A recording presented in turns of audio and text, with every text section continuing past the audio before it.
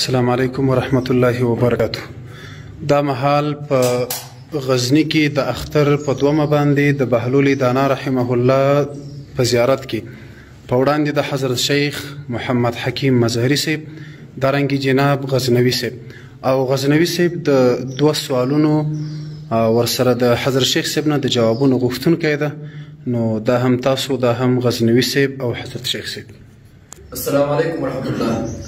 په غزنی ولایت کې د بهلول دانا صاحب زیارت ته راغلي یو چې دا یو ډېر غټ ولي دی، نو همداشان نور اولیاء هم دلته پراته دي. په هغې شکل باندې موږ دلته زیارت ته راغلو او د دعا دپاره. مخکې د شیخ صاحب نه یو بل سوال وکړو، یو بل زیارت کې هغې جواب یې په ډېر ښه انداز کې موږ تاسو ته وویل، نو الله پاک موږ تاسو ته د عملو کولو توفیق راکړي. او نور یو درې سوالونه دغه دي. د شیخ صاحب نه دغه سوال کوو چې شیخ صاحب موږ چې دلته راغلي یو ولې موږ مسجد ته نه تلو؟ مسجد چې دی هغه حرام دی، هلته ولې نه تلو چې موږ دلته راغلي یو؟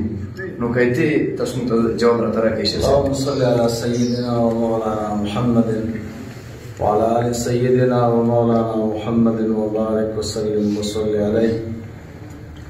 قاری صاحب محترم پښتنو وکړه چې موږ زیارت ته راغلي یو، نو حدیث کې راغلی دی چې احب البلاد الی الله مساجدها، بهترین د ښارونو د ځمکو نه الله تعالی ته هغه جوماتونه دي. نو که د دې په ځای باندې موږ جومات ته تللی وی او هلته مو دعا کړی وی، نو دا ښه وه که د زیارت ته چې راغلو.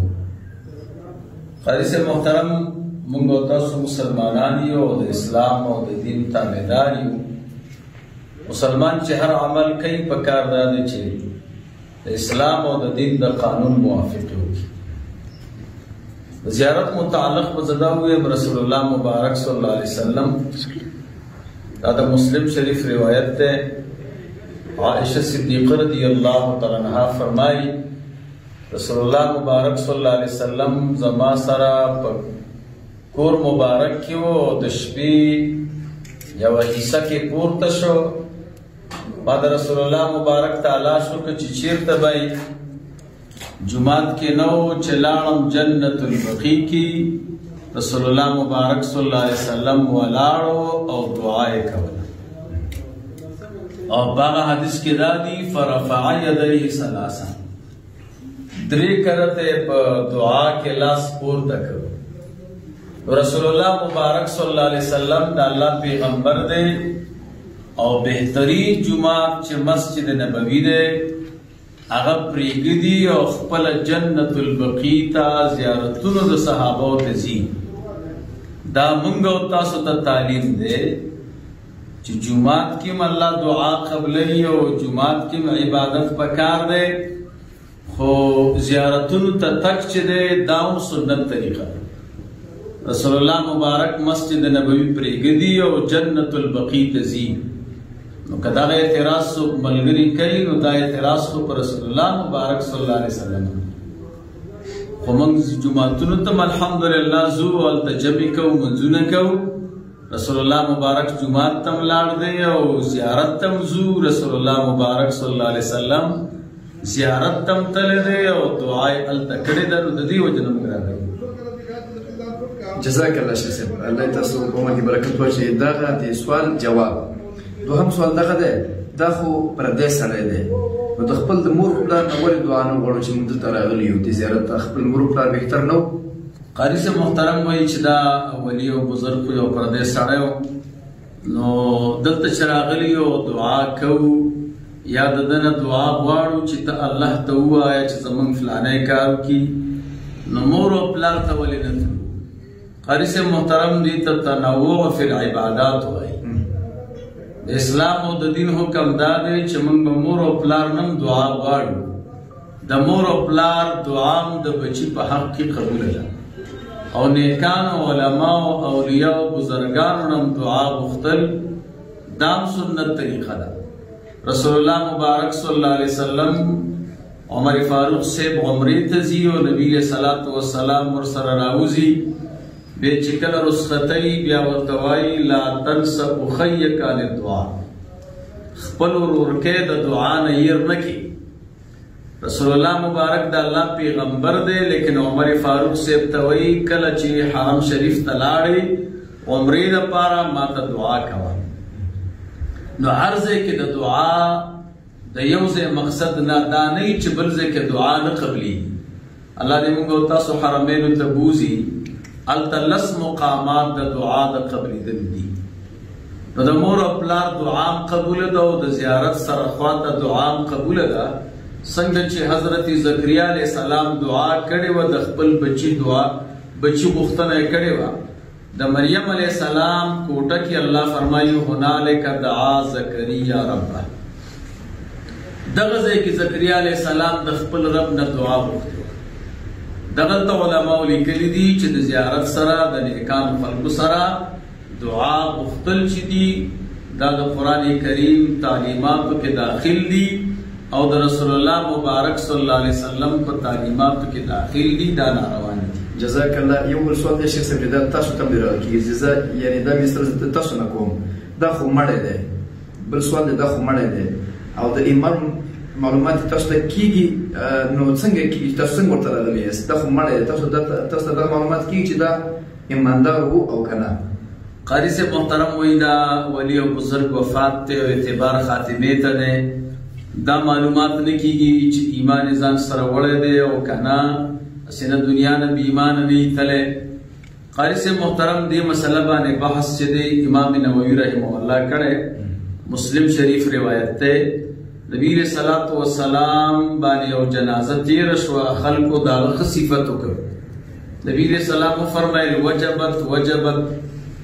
بیا یو بد جنازه تیره شو چې خلکو یې د هغه بد صفات وي. نبی علیه السلام وفرمایل وجبت وجبت. صحابه پوښتنه وکړه چې قربان اولې جنازې متعلق هم تاسو وي چې وجبت وجبت، د دویمې جنازې متعلق هم دا وي. نبی علیه السلام وفرمایل د کوم مړي چې تاسو صفت وکړه وجبت له الجنه، هغه دپاره جنت واجب دی، او د کوم مړي مو چې بدي بیان کړه وجبت له النار، داغه دپاره جهنم واجب دی. دغسې واقعه عمر فاروق صاحب سره هم شوې ده. لاندې امام نووي رحمه الله فرمایي ویلې کوم سړی چې د دنیا نه لاړ شي ځان سره ایمان وړی، نو د عامو خلکو د پوهې دپاره درې طریقې استعمالېږي چې دی مؤمن دی. یوه طریقه دا ده چې دی مسلمان په ټوله زندګۍ کې داسې کار نه یي کړی چې د ایمان مخالف وي. نو چې یو سړي ته الله په ټول ژوند کې داسې زندګي نصیب کړې ده چې د کفر کلمه ترې نه ده صادره، د کفر عمل ترې نه دی صادر، داسې کلکه ایمان نه ډکه زندګي الله هغه چاته ورکوي چې د ځینو ایمان ورسره. نو دا زندګي د هغه د ایمان دلیل دی. دویم نمبر طریقې دا ده کله چې انسان وفات شي د خلکو په زړونو کې الله القا وکړي چې دا فلانی ښه سړی و، نو چې خلکو ووایي چې ښه سړی و، دا د هغه د ایمان دلیل دی. دریم نمبر طریقه دا ده چې الله یو ملائکه راولیږي انسانانو کې غار وکړي چې فلانی ښه سړی. موږ او تاسو چې کوم زیارتونو او اولیاء او بزرګانو ته ځو، دوی کې درې واړه طریقې دي. یو دا دی چې د دې اولیاء او بزرګانو په زندګۍ کې د کفر قول او د کفر عمل تر اوسه پورې چا نه دی ثابت کړی، ټوله زندګي په ایمان کې تېره کړې ده. دا د دې دلیل دی چې دا مؤمنان. دویم نمبر دا دی چې دا ټول خلک وایي دا ښه سړی او دا ولی او دا بزرګ و، چا د اولیاء او د بزرګانو د نیکانو خلکو بېدبي یا د هغوی متعلق بیکار الفاظ نه دي ویلي بغیر د ثوابۍ ولا.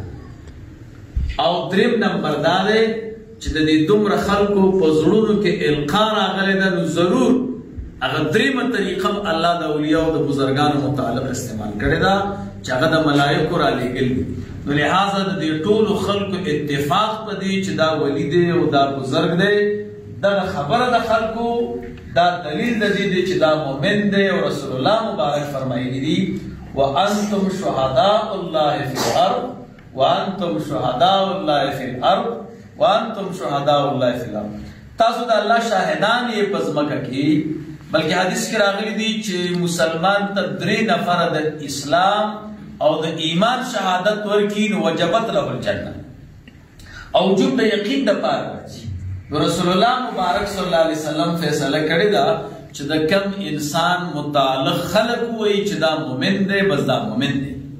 لہذا د اولیاء بزرگان د دې ایمان موږ ته معلومات دی دغه طریقو باندې چې تر اوسه پورې چا د دوی د کفر خبره نه ده کړې نه د په زندګۍ کې نقل دی نه داسې سړی پیدا دی چې وایي چې دا ولی نه دی او العیاذ بالله د دنیا نه بې ایمان دی. د محترم غزنوي صاحب د سوالاتونه او دارنګه د حضرت شیخ صاحب د جواباتونه نړۍ مننه. الله جل جلاله دې موږ او تاسو ټولو ته سبب د عمل کولو او د دنیا او د آخرت ذریعہ د سعادت وګرځوي. الحمدلله.